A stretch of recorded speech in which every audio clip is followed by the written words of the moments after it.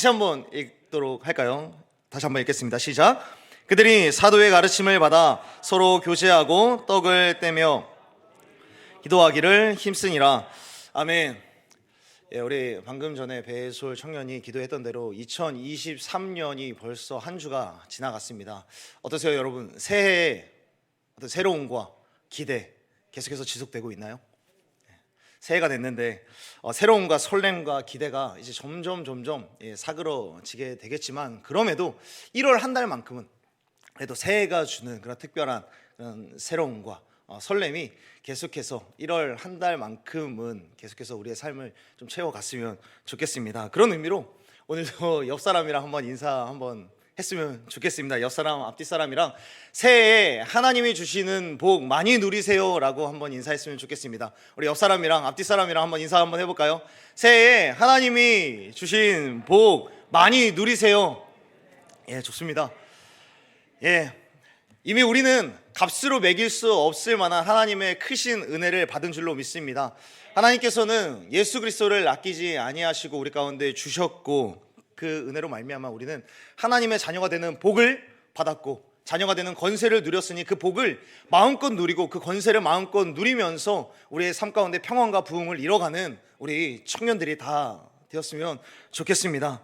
예, 사랑하는 여러분, 우리는 새해가 되면 많은 사람들이 조금은 새해가 돼서 좀 마음이 특별해지는 것을 경험합니다. 사실 31일과 1일은 하루 차이잖아요. 어제와 오늘의 차이고 지난주와 이번 주의 차이인데, 그럼에도 새해가 되면 특별한 마음을 갖게 되는 것 같습니다. 그래서 새해가 되면 꼭 하는 연례 행사 같은 것이 있습니다.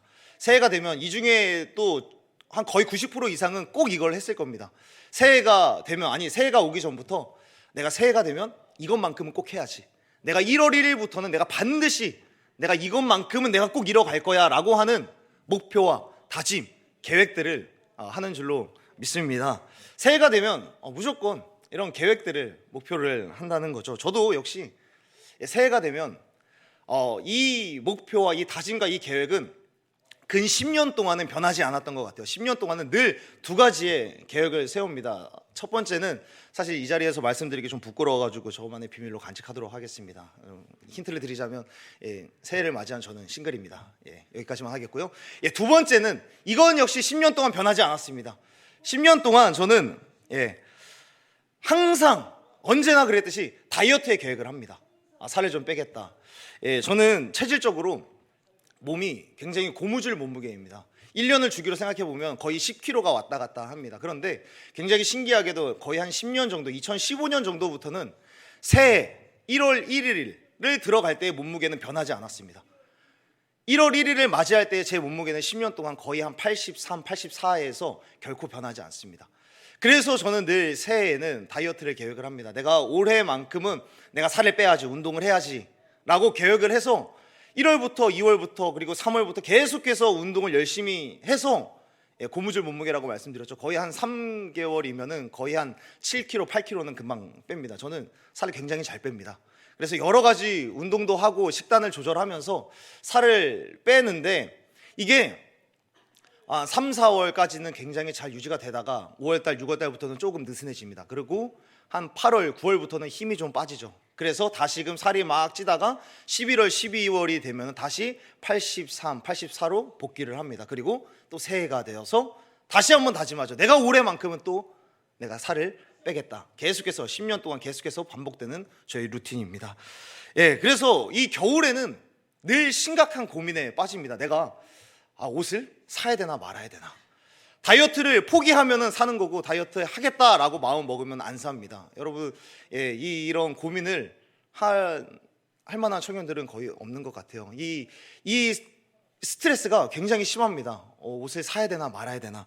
그래서 이 심각한 고민들, 이런 것들로 제가 늘 새해를 맞이하는데, 이런 고민이 여러분들 중에도 꼭 이것뿐만이 아니라 여러 가지 고민을 하게 되는 줄로 알고 있습니다. 새해에 많은 계획과 목표를 세우지만 내가 이것이 또 실패할까, 스스로 내가 실패할 건데 뭐하러 계획을 세우지라고 반문을 하게 되는 그런 일들. 새해에 내가 계획을 세우는 것이 맞나 싶지만, 그럼에도 새해에 계획을 세우고 다짐을 하고 목표를 세우는 것들이 분명히 있는 줄로 알고 있습니다. 여러분들도 나름대로 계획을 세울 거라고 생각을 해요. 미용이면 미용. 한 청년은 이제 뭐 새해에는 아니지만 그래도 어떤 수염을 제거하겠다라는 그런 뭐 목표도 했던 것 같고, 또 공부하고 있는 우리 청년들에게는 성적이라고 하는 어떤 목표와 다짐, 그런 계획들을 반드시 할 겁니다. 그리고 사업을 하고 있는 우리 청년들에게는 내가 올해만큼은 어떤 올해의 자산의 분량을 내가 이 정도까지는 내가 목표를 세워서 열심히 일을 해야겠다라는 그런 계획을 세워 가는 줄로 알고 있습니다. 그런데 여러분들에게 한번 여쭤보고 싶어요.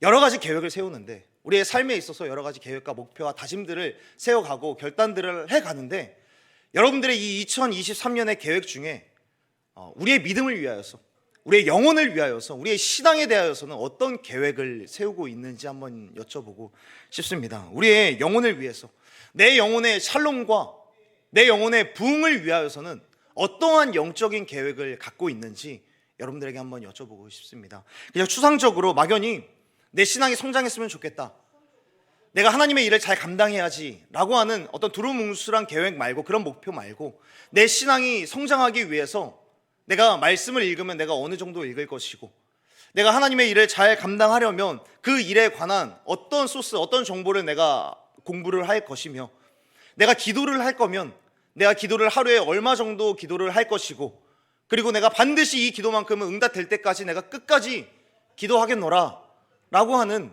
이런 구체적인 실천할 수 있을 만한 그런 계획과 목표, 다짐들을, 그리고 특별히 내 영혼을 위한 그런 계획들을 얼마나 하고 있는지 여러분들에게 여쭤보고 싶습니다. 여러분, 영적인 계획 하나씩 세우셨나요? 간절히 바라기는 우리의 미용이면 미용, 또 외모면 외모, 어떤 다이어트면 다이어트, 그리고 학업이라면 학업, 그리고 우리의 사업이라면 사업, 이런 것들과 발 맞추어서 우리의 신앙, 우리의 믿음까지도 그리스도의 장성한 분량에 이르는 올 한 해가 되어지기를 간절히 소원하고 축복합니다. 그렇다면 우리의 믿음, 우리의 신앙, 우리의 영적인 스케일, 이런 우리들의 영혼의 성장은 어떻게 해야 우리들은 올라갈 수 있을까요? 이 부분에 대하여서 오늘 본문을 통하여서 함께 은혜를 나눠봤으면 좋겠는데요. 우리의 믿음, 우리가 영적으로 한 단계 성장하고 표어대로 샬롬을 얻고 부흥을 얻기 위해서는 우리가 무엇을 해야 할까? 제가 고등학교를 다닐 때에 수학의 정석이라고 하는 책이 있었습니다. 여러분들 혹시 수학의 정석이라고 하는 책으로 공부를 했거나 이 책을 들어본 청년이 있다면 손을 한번 내려주시겠어요? 여러분들 다 들어본 거죠? 이로써 여러분들과 저는 같은 교육 정책으로서 같은 세대를 산 것이 이렇게 증명이 됩니다. 다 같이 수학의 정석으로 공부를 했습니다. 저 때도 고등학교를 다닐 때 수학의 정석을 공부를 하면서 수학의 점수를 올리는 그런 학생들이 있었습니다. 아니, 오히려 이 수학의 정석은 기본 지침서였고 필독서가 되어서 수학 점수를 올리겠다, 수학의 좋은 성적을 내가 받겠다라고 하면 반드시 이 수학의 정석을 공부를 했었습니다. 이렇게 수학 성적에 대해서 최선의 결과값을 얻기 위해서 이 수학의 정석, 어떤 정형화된 일정한 이런 이 공부를 반드시 공부해야 했듯이, 이와 마찬가지로 우리의 신앙, 우리의 믿음, 우리의 영혼, 우리의 영성이 성장하기 위해서는 반드시 우리의 신앙에 있어서도 정형화된 일정한 방식을 따라가야 하는 신앙의 정석이 반드시 우리 가운데 훈련되어져야 한다는 것을 여러분들 가운데 말씀드리고 싶습니다. 우리의 믿음에 대해서도, 우리의 경건에 대해서도, 우리의 교회 생활에 대해서도 최선의 결과를 내기 위하여서, 성장하기 위해서는 일정한 방식이 있다 라고 성경은 우리 가운데 가르쳐주고 있습니다. 그래서 오늘은 그 신앙의 정석이란 무엇일까 오늘 본문을 통해서 함께 배워보고 싶습니다. 먼저 우리 오른손을 좀 높이 들고 그림을 한번 그려봤으면 좋겠습니다. 오른손을 한번 높이 들어볼까요? 오른손을 높이 들어보고 삼각형을 한번 그려봤으면 좋겠습니다. 삼각형을 한번 그려봅시다. 감사합니다. 삼각형 다 이렇게 그리시네요. 혹시나 이렇게 그리는 사람이 있나 조금 걱정을 했는데, 삼각형을 다 이렇게 그렸습니다. 손 내려주시고요. 삼각형. 16세기에 종교 개혁자였던 존 칼빈이라고 하는 선생님은 라틴어 피에타스라고 하는 이 단어를 설명하면서 삼각형을 예로 들어서 설명을 했습니다. 라틴어 피에타스는 경건이라고 하는 말인데요, 성도가 바른 신앙의 삶을 살아가려면, 바른 믿음의 삶을 살아가려면 어떻게 해야 되느냐, 경건의 삶을 살아가려면 어떻게 해야 되느냐, 바로 이 삼각형을 지키면 된다라고 이야기를 했습니다. 그렇다면 이 삼각형이란 무엇이냐? 첫 번째로 삼각형, 위에서부터 아래로 내려오는 것이 반드시 있어야 한다라고 설명을 했습니다. 위에서부터 하나님으로부터 우리 가운데 내려오는, 아래로부터 그어지는 하나님의 말씀이 반드시 있어야 한다라고 칼빈 선생님은 이야기를 했습니다. 위에서부터 내려오는 하나님의 말씀을 통하여서 우리들은 반드시 은혜를 받아야 우리들의 신앙이 성장할 수 있다. 우리의 신앙이 성장하려면, 우리의 믿음이 성장하려면, 우리의 영성이 올라가려면 먼저 하나님의 말씀을 시작을 해야 된다라고 이야기를 하는 것이죠. 우리의 신앙과 경건의 첫 번째는 위로부터 내려오는 하나님의 말씀이라는 것이죠. 그리고 두 번째로는 무엇입니까? 아래에서부터 아래로 변이 그어집니다. 하나님의 말씀을 들은 사람들, 하나님의 말씀을 통하여서 은혜를 입은 성도가 서로 사귀고 교제하는 그 모임을 통하여서 우리들의 신앙은 성장할 수 있다라는 것입니다. 우리의 신앙이 성장하기 위해서는 어떻게 해야 되느냐? 하나님의 말씀을 듣고 이 말씀으로 은혜를 받고 나 혼자 간직하는 것이 아니라 말씀으로 은혜를 입은 성도와 성도, 사람과 사람, 지체와 지체들이 서로 모여서 함께 교제를 할 때에 우리의 신앙은 한 단계 증폭될 수 있다라고 설명을 합니다. 그리고 세 번째는 아래로부터 하나님께로 올려드려지는 기도와 헌신과 찬양과 예배와 헌금과 봉사가 있어야 한다라고 설명을 합니다.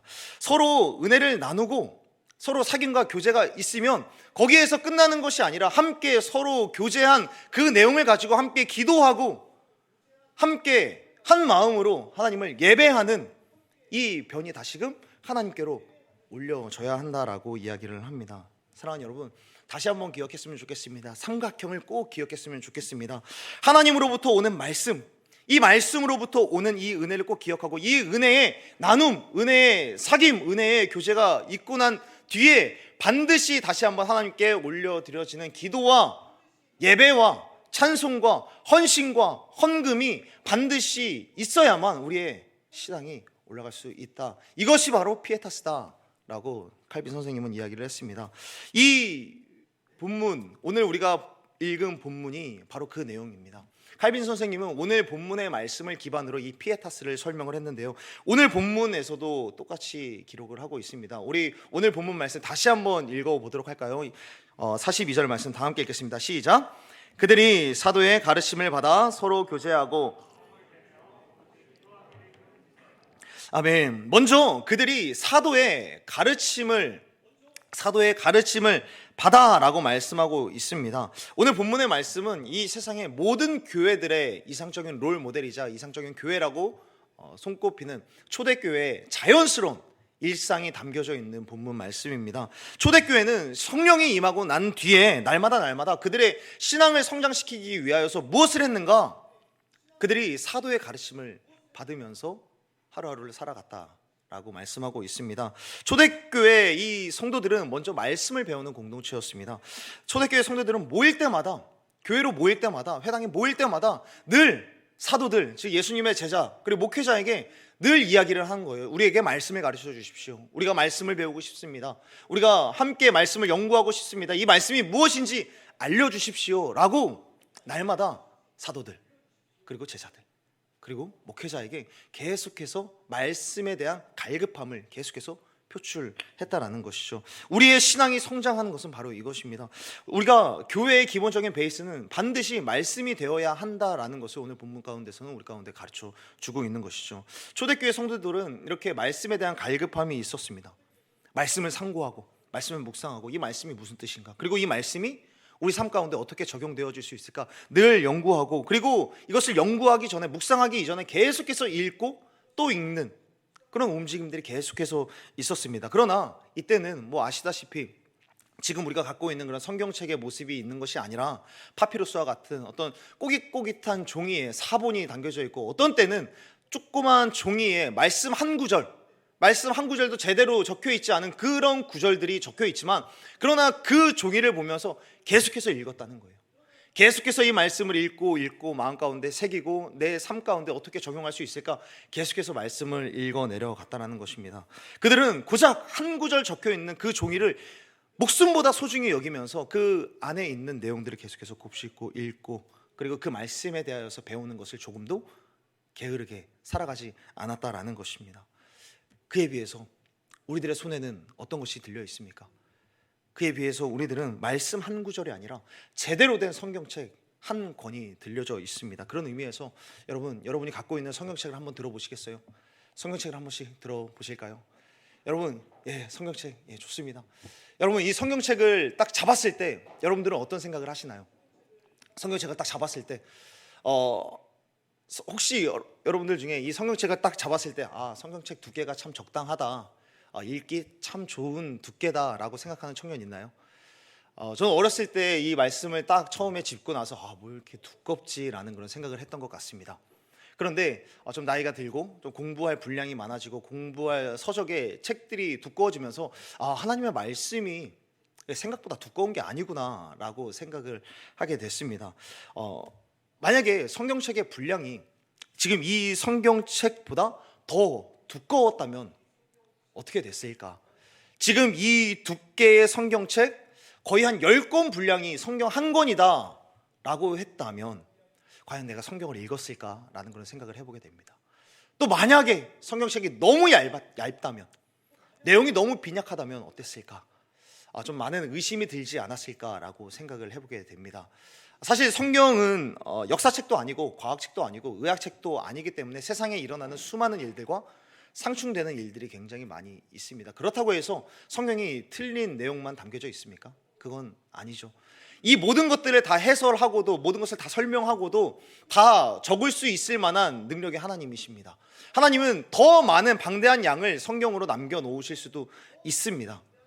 요한복음 21장에서는 하나님께서 분명히 말씀하셨어요. 하나님의 사랑이나 또 예수님의 기록, 예수님의 기적, 예수님의 표적들을 다 적어 놓으려면 이 세상에 보관할 곳이 없겠다라고 기록할 만큼 하나님께서는 굉장히 방대한 양을 성경으로 남겨놓으실 수도 있었습니다. 그럼에도 하나님께서는 이 정도밖에 안 남겨주신 것이 참 감사한 거죠.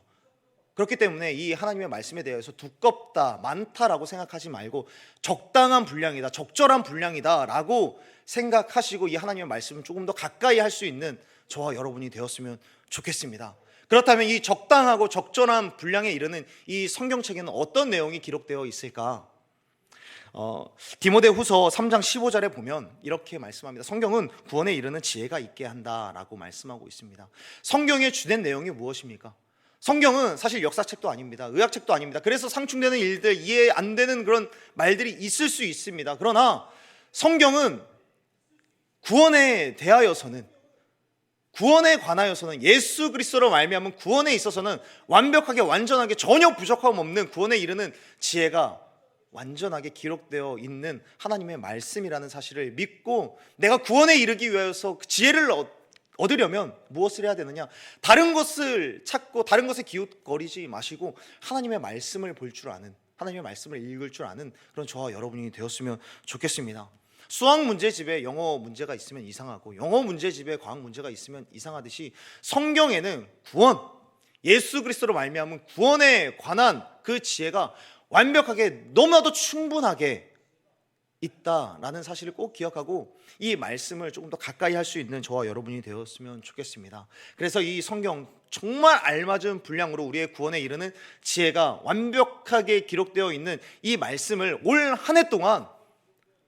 한 해 동안 열심히 읽어 나가는 저와 여러분이 되었으면 좋겠습니다.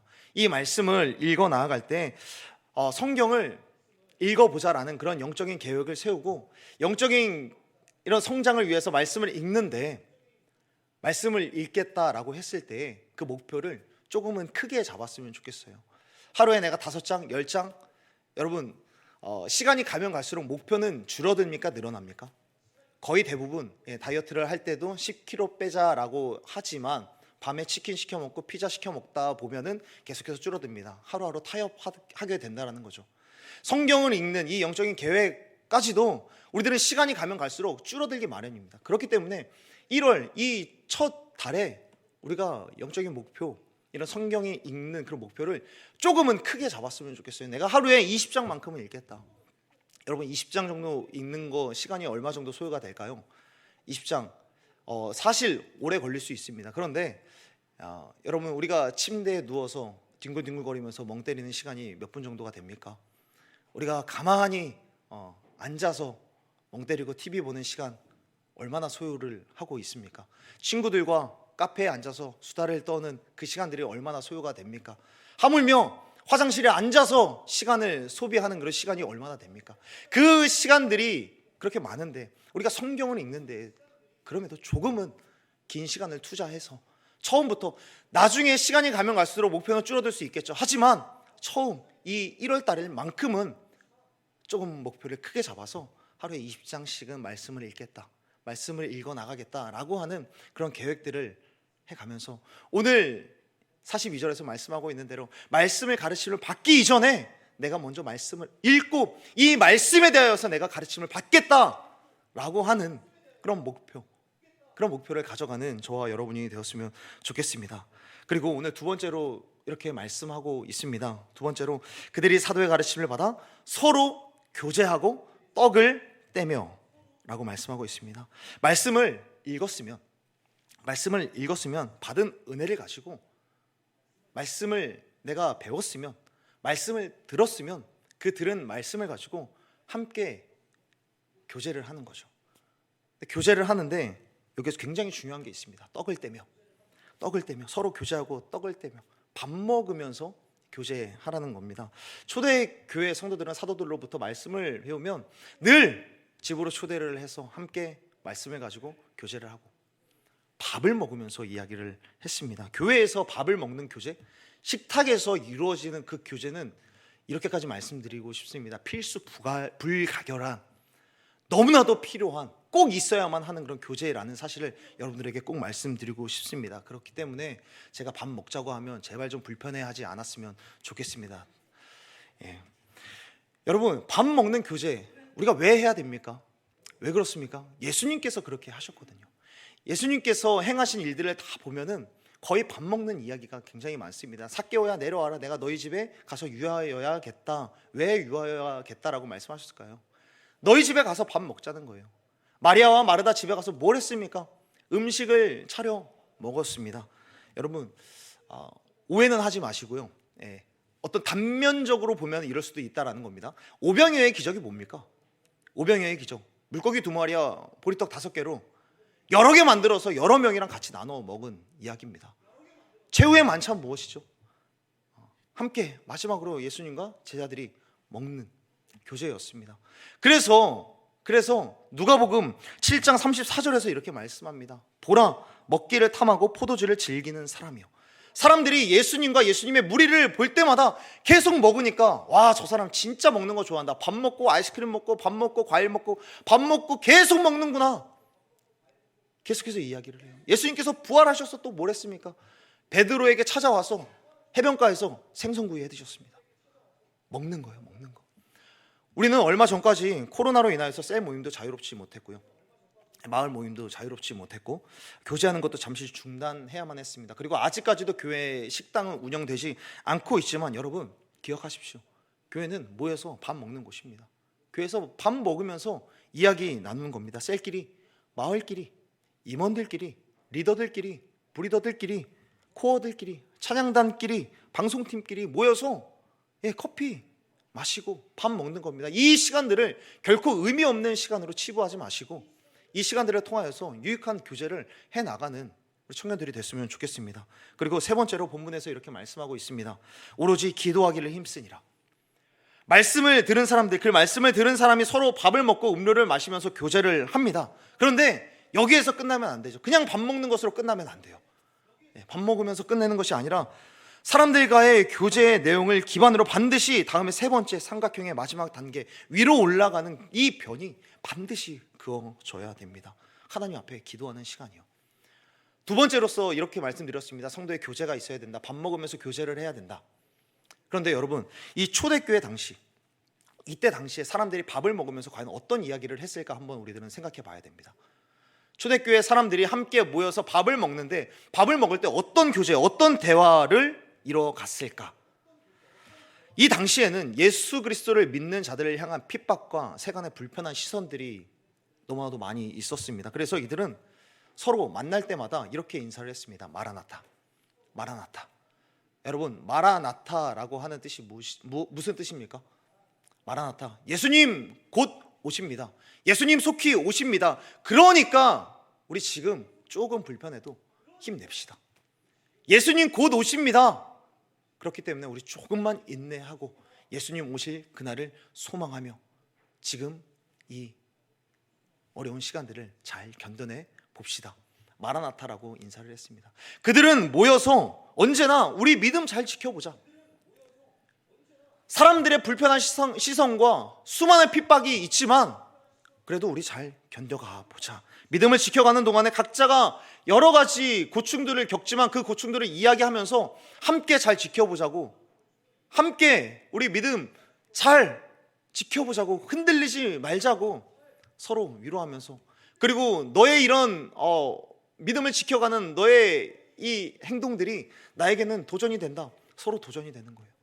이 이야기를 하면서 서로 낙심하고 불평하고 좌절하고 누군가를 원망하는 그런 시간이 아니라 믿음이 흔들린다라는 이야기가 있지만 그것을 가지고 함께 하나님 앞에 기도하는 거예요.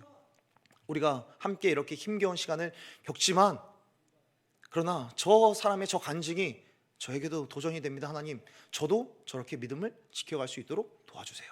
그리고 저 사람의 이런 고충을 하나님께서 위로하시고 또 하나님께서 더욱더 흔들리지 아니하도록 주님께서 지켜주십시오. 다시 한번 지금 처한 현실을 하나님께 맡겨드리면서, 그리고 그럼에도 우리가 이렇게 모여서 기도할 수 있고 모여서 교제할 수 있고 다시 한번 하나님 앞에 찬송과 예배와 어떤 헌신과 이렇게 헌금까지 드릴 수 있는 것에 감사하면서 하나님 앞에 올려드리는 그런 생활이 있었던 것입니다. 초대교회의 모습, 사도행전 2장 42절의 이 말씀을 기반으로 칼빈은 설명합니다. 이것이 피에타스다. 이것이 피에타스다. 이것이 신앙이다. 이것이 경건이다. 이것이 신앙의 정석이다 라고 말씀하고 있습니다. 그렇다면 여러분, 초대교회 이 사람들은 어떻게 이런 신앙의 정석, 이 피에타스를 어떻게 이렇게 잘 지켜갈 수 있었을까요? 어떻게 그들은 그 어려운 상황 속에서도 사람들의 핍박과 세간의 불편한 시선이 있다 할지라도 어떻게 말씀을 듣는데 그들은 조금 더 주저하지 않았고, 어떻게 말씀을 들었으면 교제하고, 어떻게 그들은 함께 모여서 하나님 앞에 기도할 수 있었을까? 여러분, 초대교회 하면은 딱 한 단어가 남습니다. 바로 성령 하나님이요. 성령 하나님으로 충만했기 때문에요. 성령 하나님으로 충만했기 때문에, 성령 하나님이 그들 가운데 가득했기 때문에, 성령 하나님의 권능이 그들 가운데 주어졌기 때문에 그들은 이러한 삶을, 이러한 신앙의 정석을 계속해서 지켜갈 수 있었던 것입니다. 그들은 여전히 세간의 불편한 시선과 고달픈 현실이 그들을 가로막았습니다. 그러나 성령 하나님의 충만하심으로 그들은 날마다 말씀 듣기를 사모했고, 성령 하나님의 평안의 매는 줄로 그들은 함께 모여서 한 공동체로, 한 지체로 그들은 교제했고, 성령의 충만함으로 더 기도하기에, 찬송하기에, 예배하기에, 헌신하기에, 봉사하기에, 헌금을 올려드리기에 조금도 불편해하지 않고 거기에 더욱더 힘쓸 수 있었습니다. 성령 하나님께서 그들 가운데 있었기 때문에요. 사랑하는 여러분, 한 해가 시작되었습니다. 1월 한 달만큼, 아니 더 나아가 올해만큼은 우리가 부흥을 이루기 위해서, 내 영적인 부흥을 이루기 위해서 어떻게 해야 할까 고민할 때 고민만 하지 않고 지금 이 신앙의 정석, 이 신앙의 삼각형, 이 피에타스의 삼각형을 꼭 기억하면서 살아가는 저와 여러분이 되었으면 좋겠습니다. 하나님으로부터 오는 그 말씀이 있을 때, 그 말씀으로 은혜를 입은 자들끼리 교제를 할 때, 그리고 교제한 것으로 함께 기도할 때, 그렇게 함께 교회를 세워가는 헌신과 예배, 헌금을 드리는 이 삼각형을 세워갈 때 우리의 신앙은 성장할 수 있다라는 것을 꼭 기억하시고, 삼각형을 볼 때마다 이 내용을 꼭 기억했으면 좋겠습니다. 인터넷에 위로 솟은 빨간색 삼각형을 볼 때마다 기뻐하는 것이 아니라 신앙의 정석 삼각형을 기억해 주시고, 아래로 꺼져 있는 파란색 삼각형을 볼 때마다 좌절하는 것이 아니라 그래, 내 믿음을 더 지켜가야지. 편의점에서 검정색 삼각김밥을 볼 때에도 그래, 내가 믿음을 지켜가야지, 내가 신앙의 정석이 삼각형을 꼭 기억해야지 라고 하면서 우리의 시선이 닿는 곳에 삼각형이 있다면 이 믿음의 내용을 꼭 기억하고 이 믿음의 삼각형, 신앙의 정석들을 꼭 생각하고 내 스스로의 영적인 계획들을 다시 한번 떠올리고 그렇게 성장을 향해서 한 걸음씩 한 걸음씩 달려나아가는 저와 여러분들이 되었으면 좋겠습니다. 말씀을 정리하겠습니다. 사랑하는 여러분, 올 한 해 우리 한 사람 한 사람들이 영적인 계획들이 좀 있었으면 좋겠습니다. 나의 신앙이 성장하길 원하는 구체적인 계획, 나의 믿음이 성장하길 원하는 그런 계획. 그러기 위해서 오늘 성경에서 말씀하고 있는 바 첫 번째, 말씀으로 은혜를 받는 일이요, 말씀을 사모하는 일이요, 말씀을 듣는 일, 그리고 말씀을 읽는 일. 말씀을 읽는 일 가운데 우리가 열심을 내고, 그리고 두 번째, 말씀으로 은혜를 받았으면, 말씀을 읽었으면 그 말씀을 가지고 함께 나누는 겁니다. 셀 모임에서 함께 나누는 거예요. 마을 모임에서 함께 나누는 겁니다. 리더들 모임 가운데서 하나님의 말씀, 내가 이번 주에 이런 말씀을 읽었는데 이런 말씀이 나에게 너무나도 큰 은혜가 되더라, 이 말씀을 함께 나누는 거예요. 뭘 하면서? 밥 먹으면서요, 커피 마시면서 먹으면서 교제하는 거죠. 그리고 교제를 하면서 우리가 삶 가운데 있는 여러 가지 치열한 신앙의 싸움들을 함께 나누면서 그것들을 함께 위하여서 기도해 주는 거예요. 함께 기도하고, 그렇지만 우리 이번 주에도 다시금 힘내어서 예배 드려보자, 함께 교회를 세워가 보자, 함께 하나님 앞에 헌신해 보자 라고 결단하면서 그런 공동체를 세워가는 저와 여러분이 되었으면 좋겠습니다. 이와 같은 말씀과 교제, 그리고 기도를 기억하고 언제나 이 훈련이 우리 가운데 주어져서 신앙의 성장, 영적인 부흥, 경건의 회복이 일어나는 저와 여러분이 되었으면 좋겠습니다. 이런 멋진 계획과 알찬 계획으로 2023년 영적으로나 육적으로나 어떤 외모적으로나 성적으로나 우리 삶의 모든 영역이 한 단계 성장하는 저와 여러분이 되기를 간절히 소원하고 축복합니다. 우리 이 시간에 함께 찬양하기를 원합니다. 말씀